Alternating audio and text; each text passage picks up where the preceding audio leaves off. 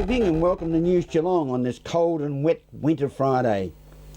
The way Alzheimer's disease is being portrayed by advocacy groups and the major media outlets is having an undue influence on the euthanasia debate, according to a Deakin University nursing ethics professor. From the world of local sport, Alex Tigani hits the synthetic track at the Geelong Racing Club with Well Done John, plus VFL, Geelong Falcons, GFL and GDFL footy. And weather-wise, we will keep you updated on this wet stream of winter across Geelong and the Surf Coast expected over the next 6 days. One of our leading local secondary schools, Oberon High School, has set in place a strong pupil and peer-driven anti-bullying and harassment policy that includes the major element of the world of cyberbullying. Meryl Friend has more. Oberon High School is one of the lucky schools in Geelong, being given a grant of $5,000 from the Victorian Government's Bully Stoppers grant program. We were able to speak with the member for South Barwon, Andrew Katos, the principal and teacher involved. Oberon High School's received $5,000 grant as part of the Bully Stoppers program. So this is a program that's specifically aimed at getting schools, teachers and students to come up with innovative programs to stop bullying and antisocial behaviour. And the whole purpose of the grant is to encourage that to be done at the grassroots level and to encourage teachers and students to work together to come up with innovative programs that prevent bullying and antisocial behaviour. And it is such a serious problem now in our schools and cyberbullying and all that sort of thing.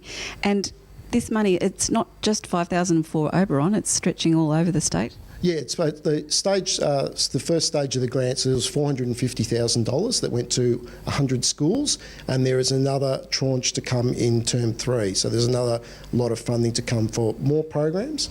So this is a statewide program that is really aimed to stamp out bullying and antisocial behaviour. What has made you take this on board? I think this is just a problem, worldwide problem that we really need to get involved with because it's just such a big issue now. Bullying in any way, shape or form is definitely not to be tolerated, and I think with more and more children using online discussion forums and chat forums and social networks, that we really need to bring about awareness. Often parents are they're not.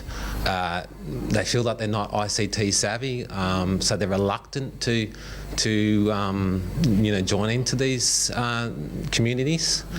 So the awareness of what to do there. So we're really just trying to bring about an awareness of practical solutions that you can take and what the issues are.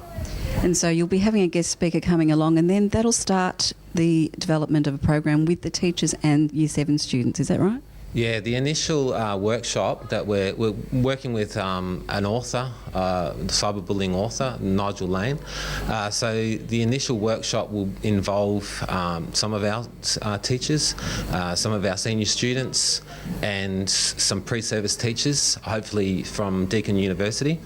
And so what he'll do is work with that group through all of the issues, do some bystander training, assertiveness training, and then from that we will use that group to then deliver the same content to the Year 7s. And a practical outcome would be that the Year 7s workshop some of these scenarios and produce their own short films so that we can then use those as resources to share out to the wider community. Yes, we've been very lucky to be one of 100 schools across the state to receive $5,000 in regards to the bullying program that's been developed by a teacher at the school and his team. So Seven Vinton was in charge of that, and the program is aimed at Year 7 students and educating them around the issues of bullying and obviously associated areas of social media. This is a lifelong problem. It's been going on for generations, but the times have changed and things are getting more difficult with the cyberbullying, aren't they? Definitely it's a different type of bullying, I think, that occurs nowadays, that I think sometimes kids are unaware of where the cyberbullying can lead. And even though there has been education programs put in place and that have been run at the school, we can never do enough in regards to this. And it's about educating the kids, but also their parents around these sort of issues, because often people are looking for solutions, ways that they can deal with it, and the effects that they're having on each other. So we've got to open up the conversations there, and that's why it's important. And when the students are involved in the programming and the developing of the planning of this program, it's got to be better for them as well to take ownership of that. Oh, definitely. I think whenever students communicate with each other, it has a far more powerful impact than sometimes the adults just speaking down to kids as we sometimes do. So by the kids being involved in developing the resources, those resources then can be used elsewhere, and I think that's going to have a huge impact, or hopefully will. Yep. From over on High School, Meryl Friend, News Geelong. Thank you, Meryl. Deakin University Professor Megan Jane Johnston has examined the Alzheimerisation of the euthanasia debate in a new book called Alzheimer's Disease, Media Representing and the Politics of Euthanasia, Constructing Risk and Selling Death in an Ageing Society. Alzheimer's is a very difficult disease to live with, and anyone who's caring for somebody with it knows the ups and downs of this disease.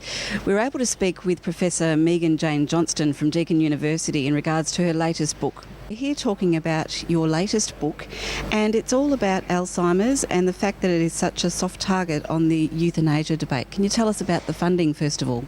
Yes, the research was done with a grant from the Hazelhawke Dementia Care grant that's funded by Alzheimer's Australia, or administered by Alzheimer's Australia, and I think it's quite an unusual grant to be given for this sort of topic, and I think that really signifies the complexity of the issue and how an organisation like Alzheimer's Australia wanted to get some guidance and insight onto, these issues for their members. It's such a complex and emotional, controversial area, and anybody who's living with an ageing person with this disease, it's something that is frightening, isn't it? Yes. Look, it's an enormously complex issue. I mean, the first thing that I found in my study was the quite scurrilous ways in which Alzheimer's disease and dementia was portrayed. The worst of all diseases, the disease of the century, which kind of presupposes there are better diseases, when in fact, like many awful diseases, this is a disease that can be well managed, and people can be well looked after. In terms of the euthanasia debate, people that support euthanasia tend to portray euthanasia as just simply a matter of choice. What I was able to sort of uncover in my study was that, well, whatever else euthanasia is, it isn't simply a matter of choice. And if we were to accept it was a matter of choice, choice itself is not simple. And people's choices are influenced by all sorts of things, both conscious and unconscious. And of course, the focus of the book was the way public opinion is mediated by mass circulation media, by social media, by all other influences in our environment, and which can affect people's thinking and behaviour in ways that often they're not even aware of. So if somebody was interested in buying your book, could you give us the title and tell us how we could purchase one? Alzheimer's Disease, Media Representations and the Politics of Euthanasia, Constructing Risk and Selling Death in an Ageing Society. It's a mouthful, but if you googled euthanasia and Alzheimer's disease, Ashgate publisher, that they would get straight to it. From Deakin University, Meryl Friend, News Geelong.